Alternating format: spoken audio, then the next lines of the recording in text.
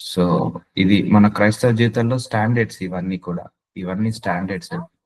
So ఇవి basic standards. వాక్యం చదువుకోవడం బేసిక్. సో నో ఎగ్జామ్షన్, ఇందులో ఎగ్జామ్షన్ లేదు. ఫ్రూట్స్ తినడం, వెజిటేబుల్స్ తినడం, బ్రేక్ఫాస్ట్, లంచ్, డిన్నర్ చేయడం ఎలాగైతే ఇంపార్టెంట్, వాక్యం చదువుకోవడం అంతే ఇంపార్టెంట్. ప్రార్థన చేసుకోవడం ఇంపార్టెంట్. సో వాక్యానుసారంగా నడవడం ఇంపార్టెంట్. అందుకే ఇవన్నీ కూడా మనకు వాక్యం యొక్క గొప్పతనం ఏంటో తెలియాలనే దేవుడు చెప్తున్నాడు మనందరికీ కూడా. సో కీర్తన గ్రంథము 119వ అధ్యాయం 39వ వచనం, నీ న్యాయ విధుల ఉత్తములు నాకు భయము పుట్టుచున్న నా అవమానము కొట్టివేయము. నీ ఉపదేశములు నాకు అధిక ప్రియములు. చూసారా, ఈ వాక్యాన్ని అధికంగా ప్రేమించండి, వాక్యాన్ని ప్రేమించండి, అధికంగా ఇష్టపడండి వాక్యాన్ని. సో హత్తుకోండి వాక్యాన్ని. నీతిని బట్టి నన్ను బ్రతికింపుము. సో ఈ వాక్యము మనల్ని నీతిమంతులుగా మారుస్తుంది. ఇందులో స్టాండర్డ్స్ ఉన్నాయి చూసారా, అది కొంతమందికి భయం వేస్తుంది. వ్యభిచారం చేయొద్దు, నరహత్య చేయొద్దు, మోసం చేయొద్దు, అక్రమం చేయొద్దు, శత్రువుని కూడా ప్రేమించాలి. ఇవన్నీ కూడా మనిషికి భయం పుట్టిస్తాయి. కానీ ఈ స్టాండర్డ్ లోకి ఎదిగినప్పుడు మనము నీతి మార్గంలో నడిచిన వాళ్ళం అవుతాము. ఒకటండి, వాక్యమే లేదనుకోండి భూలోకంలో, మనకు తెలియదండి ఏది మంచో ఏది చెడో, ఏది వెలుగో ఏది చీకటో, ఏది పాలో ఏది విషమో, ఏది కరెక్టో ఏది రాంగో మనకు తెలియదు. వాక్యం ఉన్నట్ల మనకు తెలిసింది. పాపం అంటే ఏంటిది, పుణ్యం అంటే ఏంటిది, దేవుడు అంటే ఏంటిది, అపవిత్రాత్మలు అంటే ఏంటిది, లేకపోతే భూలోకం అంటే ఏంటిది, పరలోకం అంటే ఏంటిది, దేవదూతలు అంటే ఏంటిది, ఇవన్నీ తెలిసింది మనకు వాక్యం వల్లనే అండి. వాక్యమే లేకపోతే మనకు ఏది తెలిసేది కాదు. సో ఇలాంటి విలువైన వాక్యాన్ని దేవుడు మనకు అందించాడు. కాబట్టి దేవుడికి ఎప్పుడు కూడా మనం కృతజ్ఞతాస్తుతులను చెల్లించాలి.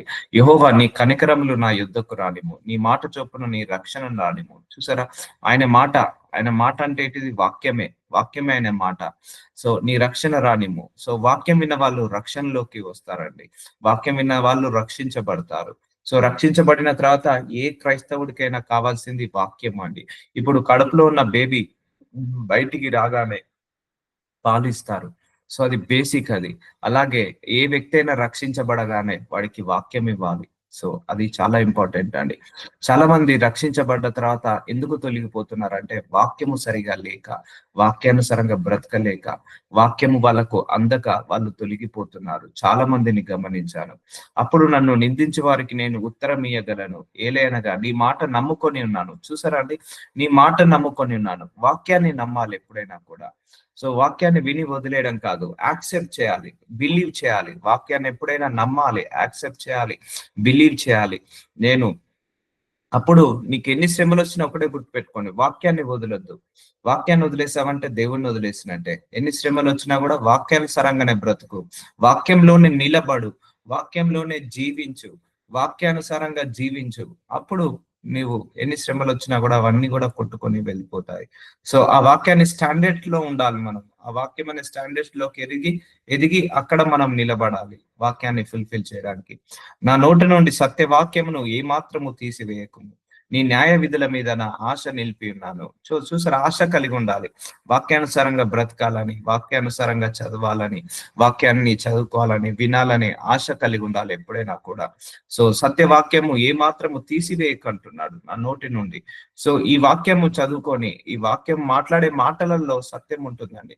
మనము వాక్యం చదువుకొని వాక్యానుసారంగా మాట్లాడాలి. ఎవరికైనా సమాధానం ఇస్తే కూడా వాక్యానుసారంగా ఇవ్వాలి. I will give like that only. So వాక్యం ఇది చెప్తుంది, ఇలా చెప్తుంది, ఇదే చేయాలి, ఇలాగే మాట్లాడాలి. సో అలా వాక్యానుసారంగా ఆధారం చేసుకోవాలి. ఒకటండి, మనము నేల మీద నడిచినప్పుడు మనకు భూమి ఎలాగైతే ఆధారమో, సో పక్షులు ఆకాశంలో ఎగురుతున్నప్పుడు ఆ యొక్క రెక్కలు ఎలాగైతే ఆధారమో, సో ఒక ఈత కొట్టేవాడు, స్విమ్మింగ్ చేసేవాడు, నీళ్ళ మీద స్విమ్మింగ్ చేసేవాడు, ఆ నీళ్లు ఎలాగైతే ఆధారమో, ప్రతి క్రైస్తవ జీవుడికి ఈ యొక్క వాక్యము ఆధారం కావాలండి.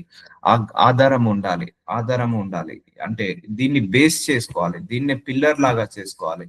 సో వాక్యమే నాకు నేర్పించిందండి. సో వాక్యమే నన్ను నడిపిస్తుందండి. వాక్యమే నన్ను మార్గంలోకి నడిపిస్తుంది. సో ఎవరు లేరు నాకు టీచ్ చేయడానికి, ఎవరు లేరు. సో నాకు ఈ వాక్యము నేర్చుకొని వాక్యానుసారంగా బ్రతుకుతున్నాం. సో అలాగే మనము బ్రతకాలండి. ఎందుకంటే ఈ బేసిక్ అనేది చాలా ఇంపార్టెంట్. ఇది రోడ్ మ్యాప్ లాంటిది. మన లైఫ్ కి రోడ్ మ్యాప్ లాంటిది, ఒక గూగుల్ మ్యాప్ లాంటిది ఈ వాక్యము. సో ఆశ పెట్టుకొని ఉండాలి వాక్యం మీద. నిరంతరము నీ ధర్మశాస్త్రమును అనుసరించుదును. చూసారా, నిరంతరము అంటే ఏంటిది అర్థము? కొంతమంది కష్టాలు రాగానే వాక్యాన్ని వదిలేస్తారు. అమ్మో ఈ వాక్యాన్ని నెరవేర్చడం కష్టము, నాకు వెళ్ళిపోతాను అంటారు. నిరంతరం నీ కష్టం వచ్చినా, సుఖం వచ్చినా, నష్టం వచ్చినా, బాధ వచ్చినా, చింత వచ్చినా, విచారణ వచ్చినా, లేకపోతే లాభం వచ్చినా, నష్టం వచ్చినా, నిరంతరము ఆనందం వచ్చినా, సంతోషం వచ్చినా, నిరంతరము నీ ధర్మశాస్త్రమును అనుసరించుదును, నేను నిత్యము దానిని అనుసరించుదును. చూసారా, ఎల్లవేళలా అనుసరించాలండి వాక్యాన్ని, నిత్యము అనుసరించాలి. సో ఒక రోజు మాట్లాడి ఇంకో రోజు చదువుకొని ఇంకో రోజు చదువుకోకుండా ఉండడం కాదు, ప్రతిరోజు క్రమం తప్పకుండా వాక్యాన్ని చదువుకోవాలి, దానిని అనుసరించాలి, ఆ వాక్యానుసారంగా నిరంతరం అనుసరించాలి, ఫాలో కావాలి. ఒకటే అండి, ఇప్పటి నుంచి మీరు ఒకటే మనసులో పెట్టుకోండి. ఎప్పుడైతే మీరు బుక్కుని ఓపెన్ చేస్తారో, బైబిల్ గ్రంథాన్ని, మీరు దేవుని ముఖ దర్శనం చేస్తున్నారు అనుకోండి. ఎప్పుడైతే మీరు వాక్యాన్ని అనుసరిస్తున్నారో, యేసయ్యను అనుసరిస్తున్నారు అనుకోండి. ఎప్పుడైతే మీరు వాక్యానికి విలువ ఇస్తున్నారో, యేసయ్యకు విలువ ఇస్తున్నారు అనుకోండి. ఎప్పుడైతే మీరు వాక్యాన్ని ఎంత ఇష్టంగా చదువుతారో, అంత ఇష్టంగా దేవుణ్ణి తెలుసుకుంటున్నారు అనుకోండి. ఎప్పుడైతే వాక్యాన్ని ఎంతగా ప్రేమిస్తారో, అంతగా దేవుణ్ణి ప్రేమిస్తున్నారు అనుకోండి. ఎందుకంటే వాక్యాన్ని ప్రేమిస్తే దేవుణ్ణి ప్రేమించినట్టే అండి. వాక్యాన్ని ప్రేమించకుండా నువ్వు దేవాన్ని నువ్వు ప్రేమిస్తున్నానంటే ఆయన కన్సిడర్ చేయడు. అంటే వాక్యానుసారంగా నడిచినప్పుడే ఆయన నువ్వు నన్ను ప్రేమిస్తున్నావు అంటాడు దేవుడు. నేను నీ ఉపదేశములు వెతుకువాడను, నిర్బంధము లేక నడుచుకుందును, సిగ్గుపడక రాజుల ఎదుట నీ శాసనముల గూర్చి నేను మాట్లాడదను. సో మనము ఈ వాక్యాన్ని చెప్పడానికి కానీ మాట్లాడడానికి సిగ్గుపడద్దు ఎప్పుడు కూడా. సో వాక్యం ఎప్పుడు కూడా నేర్పడానికి కానీ చెప్పడానికి కానీ, వాక్యాన్ని ఇతరులకు పరిచయం చేయడానికి కానీ ఎప్పుడు కూడా సిగ్గుపడద్దు. సో ఉపదేశములు వెతుకువాడును, నిర్బంధం లేక నడుచుకుందును. వెతకాలి వాక్యంలో ఇంకా దేవుడు ఏం రాసి పెట్టాడో చెప్పాలండి. మన అందరి గురించి కూడా దేవుడు వాక్యంలో రాసి పెట్టాడు, కొన్ని వాగ్దానాలను రాసి పెట్టాడు, కొన్ని మాటలను రాసి పెట్టాడు. సో వెతకండి, ఆ వాక్యంలో నీ గురించి దేవుడు ఏం రాసి పెట్టాడు. నీ ఆజ్ఞలను బట్టి నేను హర్షించదను, అవి నాకు ప్రియములు.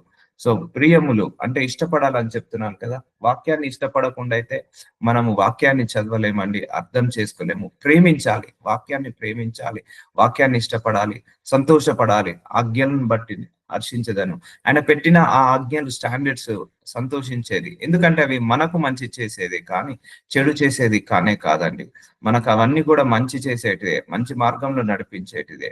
కాబట్టి నాకు ప్రియంగా ఉన్న నీ ఆజ్ఞల తట్టు నా చేతులెత్తదను, నీ కట్టలను నేను ధ్యానించదను. మెడిటేట్ చేయాలి, వాక్యాన్ని ఎప్పుడు కూడా లోపల పెట్టి మెడిటేట్ చేయాలి, హృదయంలో పెట్టి మెడిటేట్ చేయాలి.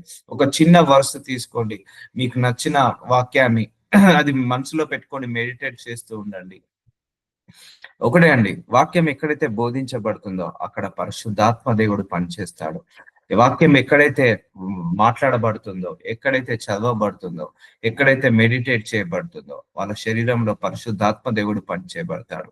ఆనాడు అపోస్తులు వాక్యాన్ని బోధిస్తుండగా అందరి మీదకి పరిశుద్ధాత్మ దేవుడు దిగి వాళ్ళందరినీ కూడా మారు మనసు కలిగి ఒక్కరోజే 3,000 మంది 5,000 మంది బాప్తిజం తీసుకున్నారు.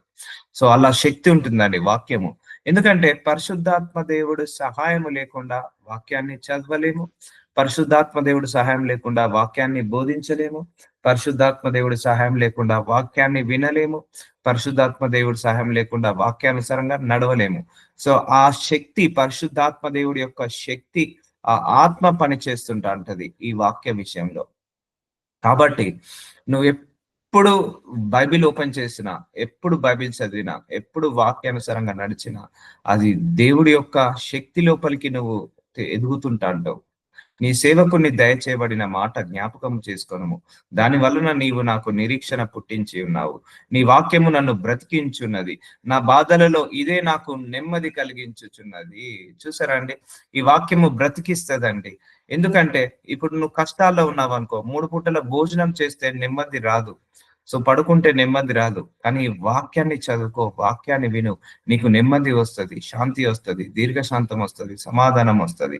అందుకే నీ వాక్యము నన్ను బ్రతికించి ఉన్నది. ఈ వాక్యాన్ని మనల్ని బ్రతికిస్తుందండి, కన్నీళ్లు తుడుస్తుంది, బాధలో ఉన్న వాళ్ళను ఓదారుస్తుంది, కంఫర్ట్ చేస్తుంది, సమాధాన పరుస్తుంది ఈ వాక్యము. ఈ వాక్యము మనల్ని బ్రతికేలాగా చేస్తది. నా బాధలలో ఇదే నాకు నెమ్మది కలుగుచున్నది. చూసారా? ఇదే నాకు నెమ్మది కలుగుచున్నది. సో మన బాధలలోట ఈ వాక్యమే నెమ్మదిని కలుగచేస్తది. వాక్యం మాత్రమే నెమ్మదిని కలిగజేస్తది. 100 మంది 100 ఓదార్పుల మాటలు మాట్లాడినా దేవుడు ఒక్క మాట ఇస్తే చాలండి. ఆ ఓదార్పు వచ్చేస్తది. సో బాధల్లో ఇదే నాకు నెమ్మది కలుగుచున్నది. బాధలలో నువ్వు తినే ఆహారం వల్ల నెమ్మది రాదు. నువ్వు సంపాదించిన ఆస్తి వల్ల నెమ్మది రాదు. నీ యొక్క చుట్టుపక్కల వల్ల, నీ స్నేహితుల వల్ల, బంధువుల వల్ల ఆ నెమ్మది రాదు. ఈ వాక్యం చదివినప్పుడే, ఈ వాక్యాన్ని తెలుసుకున్నప్పుడే, ఈ వాక్యాన్ని విన్నప్పుడే ఆ బాధలలో కూడా నెమ్మది కలుగుతున్నది. అందుకే కష్టాలు ఎక్కువ అవుతున్నాయా? వాక్యం వినడానికి రండి. బాధలు ఎక్కువ అవుతున్నాయా? వాక్యం వినడానికి రండి. సో ఇరుకులు, ఇబ్బందులు ఎక్కువ అవుతున్నాయా? శ్రమలు, పోరాటాలు ఎక్కువ అవుతున్నాయా? వాక్యం వినడానికి రండి. ఎందుకంటే ఇదే నెమ్మదిని కలగ చేస్తుంటది. వాక్యమే సమాధానాన్ని ఇస్తుంటది. వాక్యమే సాక్ష్యాన్ని ఇస్తుంటది. కాబట్టి ఎప్పుడు కూడా వాక్యం చదవడానికి, వినడానికి, అర్థం చేసుకోవడానికి వెనక ముందడొద్దు. సో ఇది బ్రతుకుతుందట. వాక్యం మనల్ని ఏమిస్తుందట? బ్రతికిస్తట. అంటే బ్రతికిచ్చేది ఏంటిదండి? ఆక్సిజన్. ఆక్సిజన్. ఇప్పుడు సిక్ గా ఉన్న వాడికి ఏది ఇంపార్టెంట్ అండి? ఆక్సిజన్. సో ఆ లంగ్స్ పాడైన వాడికి ఆక్సిజన్ ఇంపార్టెంట్. ప్రతి మనిషికి ఆక్సిజన్ ఎలాగైతే ఇంపార్టెంటో ప్రతి క్రైస్తవుడికి కూడా ఈ ఆక్సిజన్ చాలా ఇంపార్టెంట్. ఈ వాక్యం ఒక ఆక్సిజన్ లాగా పనిచేస్తుంది. సో ఒకటి గుర్తు పెట్టుకోవాల్సిన విషయం ఏంటిదంటే ఈ బైబిల్ గ్రంథము ఒక క్రిస్టియన్స్ మాత్రమే కాదు, ప్రతి ఒక్క మానవాళి జీవికి. ఎందుకంటే వ్యభిచారం చేయొద్దు ఓన్లీ క్రిస్టియన్స్ అయినా, వేరే మతస్థులు కాదా? వాళ్ళు కూడా వాళ్ళు చేయొచ్చు, వీళ్ళు చేయొద్దా? సో అలా కాదు కదా. ఇది చదువుకున్న వాళ్ళు ఎవరైనా, ఇది ఒక మత సంబంధమైన బుక్ కాదు, ఇది మానవుడికి సంబంధించిన బుక్. మానవుడికి సంబంధించిన బుక్, మతానికి సంబంధించిన బుక్ కాదు. ఇందులో స్టాండర్డ్స్ అన్ని మానవుణ్ణి రక్షించడానికే, మానవుణ్ణి కాపాడడానికి. అది ఎవరైనా పర్లేదు, ఏ కులం వారైనా, ఏ మతం వారైనా ఈ బైబిల్ చదువుకొని బాగుపడొచ్చు. సో ఇదే నాకు నెమ్మది కలిగించుచున్నది. సో గర్విష్ఠులు నన్ను మిగులు అపహసించిరి, ఆయనను నీ ధర్మశాస్త్రం నుండి నేను తొలగకయున్నాను. తొలగద్దు, వాక్యం నుంచి తప్పిపోవద్దు, వాక్యానుసారంగానే బ్రతకాలి. గర్విష్ఠులు మిగులు అపహసించిరి, మనల్ని ఎగతాళి చేస్తారు. వాక్యానుసారంగా నడుస్తున్నప్పుడు మనల్ని ఎగితాళి చేస్తారు, మనల్ని క్రిటిసైజ్ చేస్తారు, మనల్ని విమర్శిస్తారు వాక్యానుసారంగా. అయినా కూడా నువ్వు తొలగిపోవద్దు. వాక్యానుసారంగా నడవడానికి, వాక్యానుసారంగా బ్రతకడానికి ఎప్పుడు కూడా తొలగిపోవద్దు. సో యెహోవా పూర్వకాలం నుండి ఉండిన నీ న్యాయ విధులు చూసారా? ఇది ఇప్పటిది కాదు, వాక్యము చాలా సంవత్సరాలు, 2000, 3000, 4000 సంవత్సరాల నుంచి, 5,000, 6,000 సంవత్సరాల నుంచి, భూమి పుట్టినప్పటి నుంచి ఉన్న వాక్యం అండి ఇది. నీ న్యాయ విధులను జ్ఞాపకం చేసుకొని నేను ఓదార్పు నొందుతిని. చూసారండి ఓదార్పు. ఇంతకుముందు ఇక్కడ వాక్యంలో ఏం చెప్పారు? నెమ్మది. ఇక్కడ ఏముంది? ఓదార్పు. చూసారా అండి? బాధపడే వాడికి ఓదార్పునిస్తుంది, కష్టాలు ఉన్న వాడికి ఉన్న వాళ్ళకి కన్నీళ్లు తుడుస్తుంది. నీ న్యాయ విధులను జ్ఞాపకం చేసుకొని నేను ఓదార్పు నొందితిని. నీ కష్టం ఎక్కువైతుందా? వాక్యం చదువు. ఇంకా ఎక్కువైతుందా? వాక్యం చదువు. ఇంకా ఎక్కువైతుందా? వాక్యం చదువు. అప్పుడు నీకు ఓదార్పు వచ్చేస్తుందండి. న్యాయ విధులను జ్ఞాపకం చేసుకోవాలి. సో జ్ఞాపకం చేసుకోవాలి. వాక్యాన్ని ఎప్పుడు కూడా మర్చిపోవద్దండి. దేవుడు ఏం చెప్పాడు? నీకు సందర్భం వచ్చింది, ఆ సిచ్యువేషన్ లో నువ్వు ఏం డిసిషన్ తీసుకోవాలో తెలియట్లేదు. దేవుడు ఏం చెప్పాడు? సందర్భంలో నువ్వు ఎలాంటి డిసిషన్ తీసుకోవాలో నీకు బయలుపరుస్తాడు.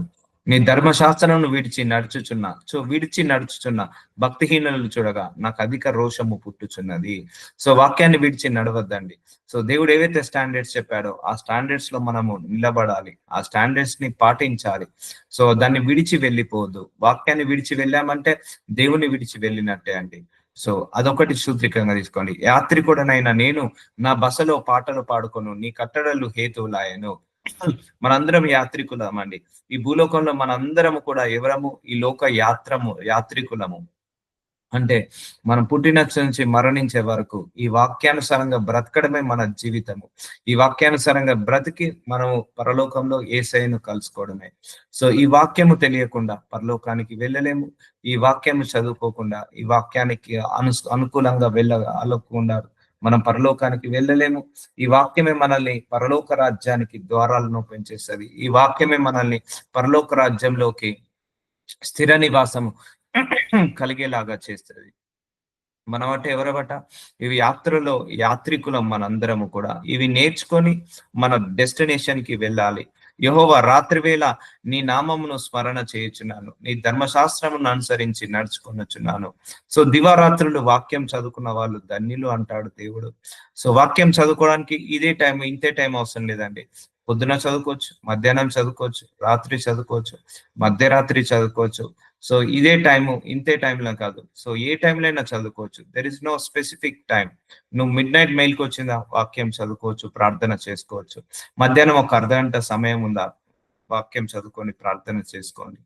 సో అలా ఏ సమయంలో అయినా కూడా చేయొచ్చండి. దీంట్లో పర్టిక్యులర్ టైం అంటూ ఉండదు వాక్యం చదువుకోవడానికి, వాక్యం వినడానికి. నీ ధర్మశాస్త్రం అనుసరించి నడుచుకొనుచున్నాను. ఒకటే అండి, ఈ భూలోకం మొత్తంలో ఒక 100 పైన దేశాలున్నాయి. అన్ని దేశాలలో బోధించబడుతున్న ఏకైక గ్రంథము బైబిల్ గ్రంథము.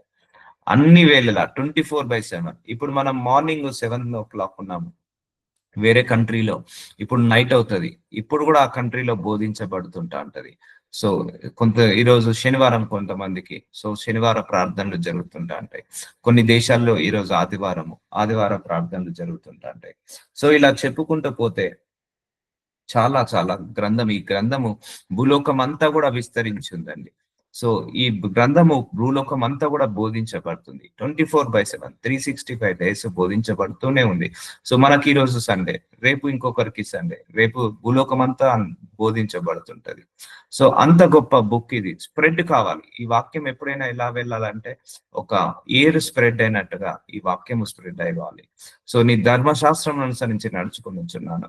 సో దేవుడు ఎవరిని ఇష్టపడతాడు తెలుసా అండి? ఈ వాక్యానుసారంగా నడిచే వాళ్ళను చాలా ఇష్టపడతాడు. చాలా ఆశీర్వదిస్తాడు వాక్యానుసారంగా నడిచే వాళ్ళను. నీ ఉపదేశమును అనుసరించి నడుచుకొనుచున్నాను. ఇదే నాకు వరముగా దయచేయబడి ఉన్నది. చూసారా, వరము అట. ఈ వాక్యము మన చేతిలో ఉండడమే వరము. ఈ వాక్యము ప్రతిరోజు వినడమే వరము. ఈ వాక్యము ప్రతిరోజు చదువుకోవడమే వరము. సో ఈ వాక్యము అనుసరించి నడుచుకోవడమే వరము. సో వాక్యానుసారంగా నడవడమే ఒక వరం అండి. వరము. సో ఇంత గొప్ప వాక్యాన్ని మనము ఇప్పుడు గొప్పతనాన్ని తెలుసుకుంటున్నాము వాక్యం యొక్క. ఇదొక వరము. సో మనం ఏమనుకుంటాము, బంగారము దొరికితే వరము, వజ్రాలు ఉంటే వరము, అది లేకపోతే మంచి బట్టలు వేసుకుంటే వరము. కానీ నిజమైన క్రైస్తవుడికి ఇది ఆత్మీయంగా సావాస పడే వాళ్ళకు ఇది ఒక వరము లాంటిది. పరలోక రాజ్యానికి ఇది తీసుకెళ్తుందండి. ఆ బంగారము, ఆ బట్టలు, ఆ వెండి పరలోక రాజ్యానికి తీసుకెళ్లదు. ఈ వాక్యమే పరలోకానికి తీసుకెళ్తది. ఈ వాక్యము గూగుల్ మ్యాప్ లాగా, అంటే డైరెక్షన్స్ ని చూపిస్తా ఉంటది. పరలోక రాజ్యానికి దగ్గరగా చేసేది ఈ వాక్యమే అండి మనందరినీ కూడా. ఈ భూలోకంలో నేను వాక్యం ఎక్కువగా చదువుకున్న కొద్దీ, వాక్యం ఎదిగిన కొద్దీ I disconnected from this world. ఈ వరల్డ్ నుంచి ఏం చేస్తా అంటే వాక్యము సపరేట్ చేసేస్తుంది, వేరుపరిచేస్తుంది. నేను ఎంత వాక్యం ఎదుగుతున్నానో, ఎంత వాక్యము చదువుకుంటున్నానో, ఎంత వాక్యానుసారంగా నడుస్తున్నానో, అంతగా ఈ లోకం నుంచి దూరం అవుతున్నాను. అంతగా ఈ లోకంలో ఉన్న మనుషుల నుంచి దూరం అయ్యి దేవుడికి కనెక్ట్ అవుతున్నాను. సో దేవుడికి కనెక్ట్ చేస్తుంది ఈ వాక్యము. ఈ వాక్యానుసారంగా బ్రతికినప్పుడు అప్పుడు తెలుస్తుంది, ఓహో వీళ్ళ లోపల ఇన్ని పొరపాట్లు ఉన్నాయి. వాక్యంతో మనం మనుషులను మ్యాచ్ చేయొచ్చు. సో ఈ వాక్యం ఇలా ఉంది, ఈ మనిషి ఇలా ఉన్నాడు. ఈ వాక్యం ఇలా ఉంది, ఈ మనిషి ఇలా ఉన్నాడు. సో అలా మ్యాచ్ చేస్తుంటా ఉంటది.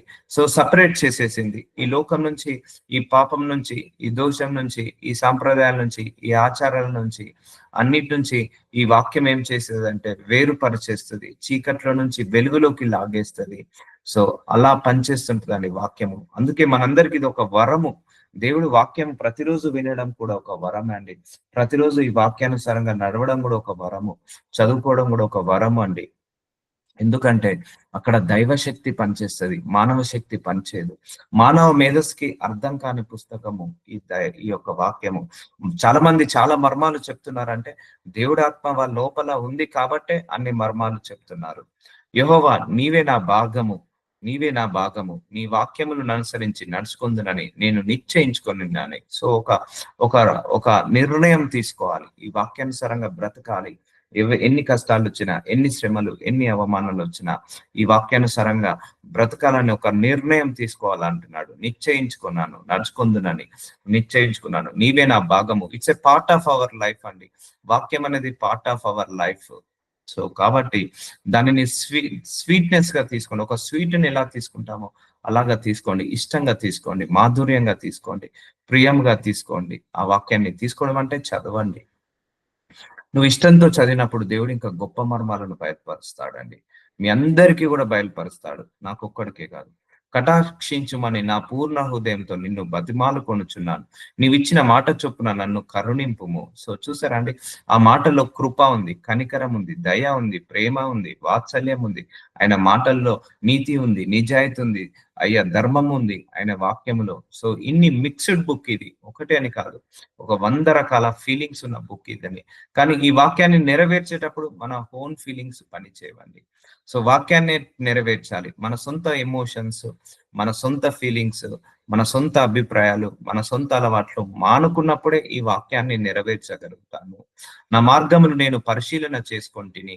సో ఎలా తెలుస్తది? మన మార్గములను పరిశీలన చేసుకున్న ఏది రైటో ఏది రాంగో వాక్యాన్ని పట్టుకున్నప్పుడే తెలుస్తది. ఇప్పుడు దేవుడు వాక్యంలో ఏం చెప్పాడు? సో దొంగతనం చేయొద్దని చెప్పాడు. అది ఎలా తెలుస్తది? ఆ వాక్యాన్ని చదువుకున్నప్పుడే కదా, వాక్యాన్ని విన్నప్పుడే కదా. సో విన్న తర్వాత వాక్యాన్ని ప్రకారము దొంగతనం చేయొద్దన్నాడు దేవుడు. అయితే పరిశీలించుకోవాలి, నేను నా లోపల ఇంకెక్కడైనా బుద్ధి ఉందా, ఆ దొంగతనం అనే బుద్ధి. సో అలా పరిశీలించుకొని నీ శాసనములు తట్టు మరలు కొంటిని. So we need to turn to word of God. మన హార్ట్ ని, దేవుడి హృదయంని, మన హృదయాన్ని దేవుడి యొక్క వాక్యం వైపు తిప్పాలి. సో తిప్పి మనం పరిశీలించుకోవాలి, whether I'm going right direction or not, whether I'm thinking right direction or not. So దేవుడు ఏమన్నాడు? నీ కలలో కూడా నువ్వు పరాయి స్త్రీని, పరాయి పురుషుని ఆలోచించొద్దు అన్నాడు. సో కలలో కూడా అలాంటి ఆలోచనలు ఏమన్నా వస్తున్నాయా? సో పరిశీలించుకోవాలి.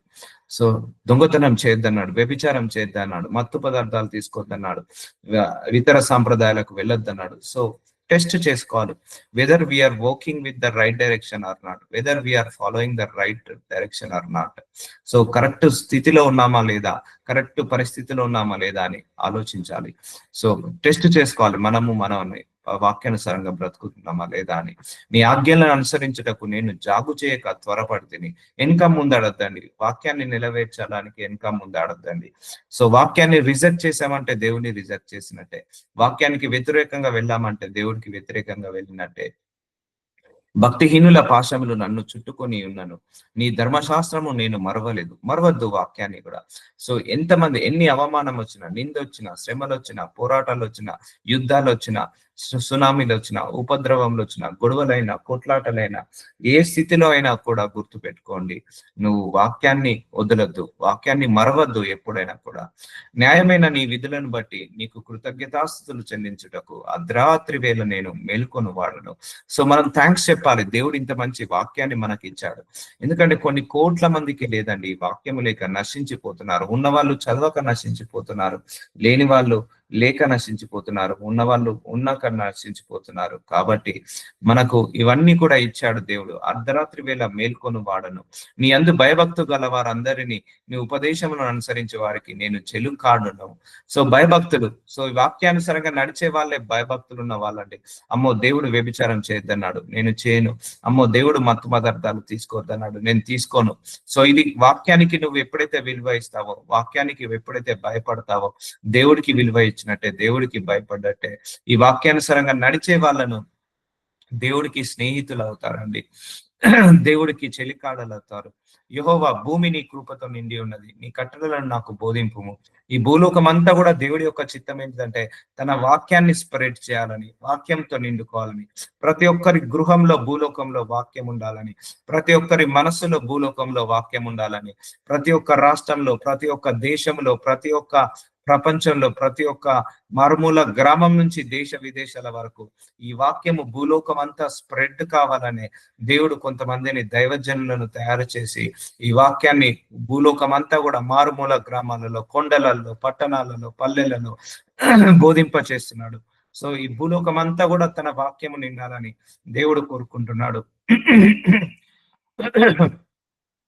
యెహోవా నీ మాట చొప్పున నీ సేవకుని నీ మేలు చేసి ఉన్నావు, నీ ఆజ్ఞలందు నమ్మిక ఉంచినాను. సో నమ్మాలి, వాక్యాన్ని ఎప్పుడైనా కూడా నమ్మాలండి, వాక్యాన్ని ఎప్పుడైనా బిలీవ్ చేయాలి.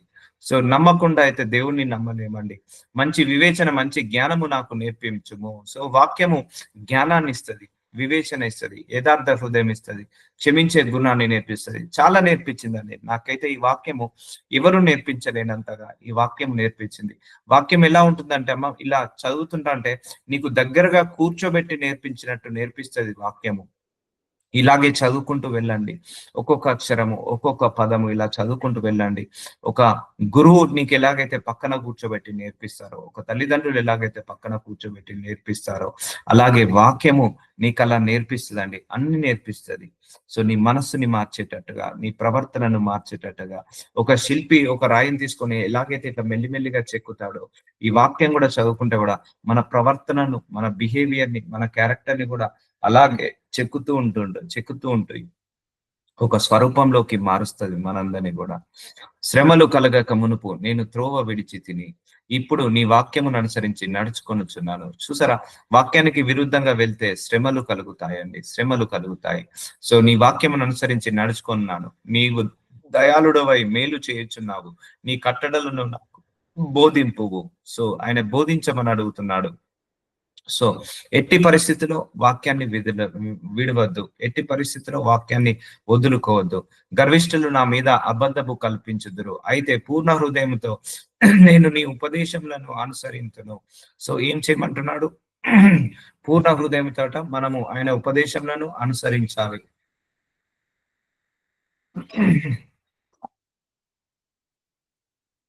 సో, సారీ అండి. సో, పూర్ణ హృదయంతో మనము ఆయన ఉపదేశములను ఫాలో కావాలి. సో, ఒకటండి, నేను మళ్ళీ చెప్తున్నాను. వాక్యాన్ని ప్రేమించండి. వాక్యాన్ని ఇష్టపడండి.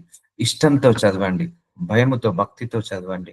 ఫాలో అయ్యేటప్పుడు వాటిని నెరవేర్చాలని ఫాలో కండి. సో, వాక్యం ఇదే చెప్తుంది. నేను ఇలాగే ఉంటా.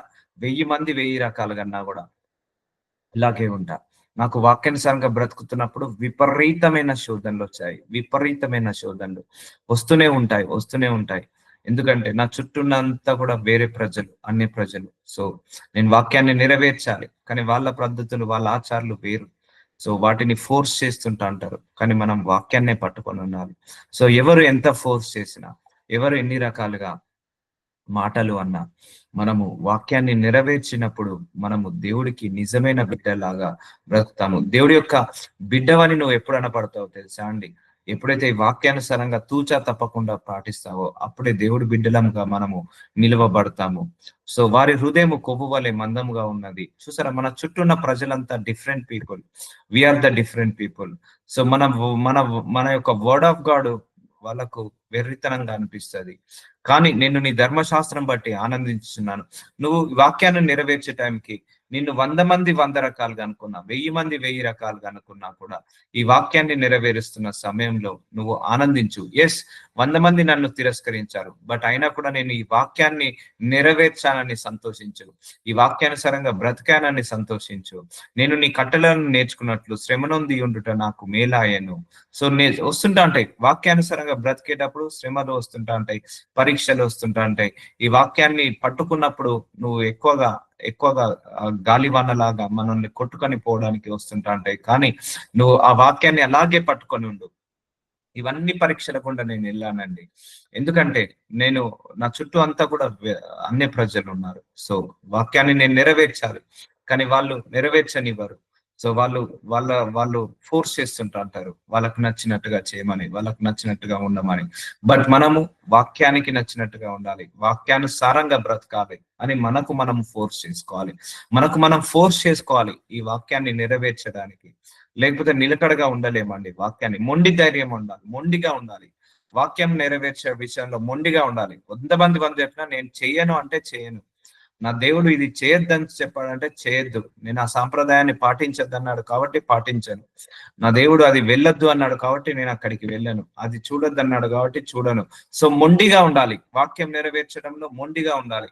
ఎగ్జామ్షన్ ఉండొద్దు. అంటే ఏమైతదిలే ఈ ఒక్కసారికి, ఏమైతదిలే ఈ ఒక్కసారికి, మాట మార్చుకుందాంలే, ఈ ఒక్కసారి కానిచ్చేద్దాంలే, అట్లుండొద్దండి. వాక్యంలో స్ట్రిక్ట్ గా ఉండాలి. ఆ వాక్యాన్ని నెరవేర్చడానికి స్ట్రిక్ట్ గా ఉండాలి. ఇప్పుడు మన పిల్లలకు స్ట్రిక్ట్ గా చెప్పామా, నువ్వు తప్పకుండా స్కూల్‌కి వెళ్ళాల్సిందే, తప్పకుండా హోంవర్క్ చేయాల్సిందే, తప్పకుండా నువ్వు అన్నం తినాల్సిందే. సో, ఎగ్జామ్షన్ ఇస్తామా? ఇవ్వం కదా! అలాగే వాక్యము పాటించడంలో కూడా ఎగ్జామ్షన్ ఉండకుండా చూసుకోవాలి ఎప్పుడైనా కూడా. నో, ఇఫ్ ఈ కమిట్మెంట్ ని నేను ఫుల్‌ఫిల్ చేయకపోతే దేవుడిని నెగ్లెక్ట్ చేసినట్టే, దేవుడి మాటను రిజెక్ట్ చేసినట్టే అనుకోని మనం ముందరికి వెళ్ళాలి. సో కాబట్టి శ్రమనొంది ఉండుట నాకు మేలాయను. వేల కొలది వెండి బంగారము నాణెముల కంటే నీవిచ్చిన ధర్మశాస్త్రము నాకు మేలు. చూసారా అండి? 1,00,000 తులాల బంగారము, వేల కొలది బంగారము కంటే, వెండి కంటే, నాణెములకు 10,000 కోట్ల ఆస్తి కంటే నీవిచ్చిన ధర్మశాస్త్రము మేలు. చూసారా అండి? కష్టం వచ్చినప్పుడు ఈ వాక్యం మనల్ని బ్రతికిస్తది. ఈ వాక్యం మనల్ని ఓదారుస్తది. ఈ వాక్యం మనల్ని న్యాయంలోకి నడిపిస్తది. చూసారా? మనం ఇప్పటి వరకు వెండిని వెతికాము, బంగారాన్ని వెతికాము, ధనాన్ని వెతికాము, ఐశ్వర్యాన్ని వెతికాము. కానీ ఈ వాక్యాన్ని వెతకలేదు. సో దేవుడు ఈ వాక్యాన్ని వెతకమంటున్నాడు. సో ఈ భూలోకంలో ఉన్న సర్వధనాలు ఈ బైబిల్ గ్రంథానికి సాటి రాదు. ఈ భూలోకంలో ఉన్న సర్వ సంపదలు ఈ బైబిల్ గ్రంథానికి సాటి రాదు. ఈ వాక్యానికి సాటి రాదు. దీంట్లో ఉన్న స్టాండర్డ్స్ దేవుడి స్టాండర్డ్స్, దీంట్లో ఉన్న మాటలు దేవుడి మాటలు, దీంట్లో ఉన్న ఈ గ్రంథంలో ఉన్న వాక్యాలన్నీ కూడా దేవుడి మాటల్లో, దేవుడి వాక్యాలు. అందుకే ఇంత వెండి కంటే, బంగారం కంటే మనం ఎక్కువగా వాక్యాన్ని ప్రేమించాలి, వాక్యాన్ని ఇష్టపడాలి. కష్టం వచ్చిందా? బైబిల్ ఓపెన్ చేయి. నష్టం వచ్చిందా? బైబిల్ ఓపెన్ చేయి. దుఃఖం వస్తుందా? బైబిల్ ఓపెన్ చేయి. బాధ వస్తుందా? బైబిల్ ఓపెన్ చేయి. గొడవలు కొట్లాటలు అవుతున్నాయా? బైబిల్ ఓపెన్ చేయి. ధర్మశాస్త్రము నీకు మేలు చేస్తది. ఈ వాక్యము నీకు మేలు చేస్తది. సో ఎన్ని కోట్ల ఆస్తి కంటే ఈ ఆస్తి చాలా విలువైనది. అందుకే చెప్పాను కదా, ఇది మనందరికీ ఒక ఆస్తి లాంటిది, వీలునామా పత్రం లాంటిది, పరలోకం నుంచి దిగి వచ్చిన ఆహారము, ఆత్మీయ ఆహారం లాంటిది. మన శరీరానికి ఆహారము ఎలాగైతే అవసరమో మన కూడా ఆత్మకు ఆహారం అవసరం. ఇప్పుడు మీరందరూ వాక్యం వింటున్నారు కదా, మీ లోపల పరిశుద్ధాత్మ దేవుడికి ఆహారం దొరుకుతుంది, బలపడుతుంటా అంటాడు. ఇప్పుడు మనం ఒక 3 రోజులు ఆహారం తినలేదండి, ఎలాగైతే బక్క చిక్కిపోతుందో మన శరీరము, ఎలాగైతే నీరసించిపోతుందో మన శరీరము ఒక 1 వీక్ ఆహారం తినకపోతే, అలాగే ఈ ఆహారము, ఈ యొక్క వాక్యము తినడం కానీ, వాక్యము చదువుకోవడం కానీ, వాక్యాన్ని వినడం కానీ చేయకపోతే మన శరీరంలో ఉన్న ఆత్మ కూడా సామర్థ్యం తగ్గిపోతుంది, డ్రై అయిపోతుంటా ఉంటది. ఇప్పుడు మీరందరూ వాక్యం వింటున్నారు కదా, మీ లోపల పరిశుద్ధాత్మ దేవుడికి ఆ జీవం వస్తుంటా ఉంటది, ఆ ఆహారము దొరుకుతుంటా ఉంటది. అందుకే పరిశుద్ధాత్మ దేవుని ఎప్పుడు కూడా ఉపవాసం పడుకోబెట్టద్దు. అంటే వాక్యం వినకుండా, వాక్యాన్ని ప్రార్థన చేసుకోకుండా, వాక్యాన్ని చదవకుండా అలా ఎప్పుడు కూడా మనం ఉపవాస పెట్టద్దు. కాబట్టి వేల కొలది వెండి బంగారము నాణెముల కంటే నీవిచ్చిన ధర్మశాస్త్రము నాకు మేలు. సో గాడ్ బ్లెస్ యూ అందరికి. నజరుడనేసయ్య, ఈరోజు ఉదయకాల సమయంలో మీ వాక్యంతో మాట్లాడి, మీ వాక్యంతో మమ్మల్ని మళ్ళొకసారి కంఫర్ట్ చేసి, మీ వాక్యంలో ఉన్న శక్తి, మీ వాక్యంలో ఉన్న ఓదార్పు, మీ వాక్యంలో ఉన్న నెమ్మదిని మాకు పరిచయం చేసినందుకు వందనాలు. ఇంత దివ్యమైన గ్రంథాన్ని మా అందరికి ఇచ్చి మమ్మల్ని స్థిరపరుస్తున్నందుకు మీకే మహిమ కలుగును గాక. Amen. Amen. Thank you. God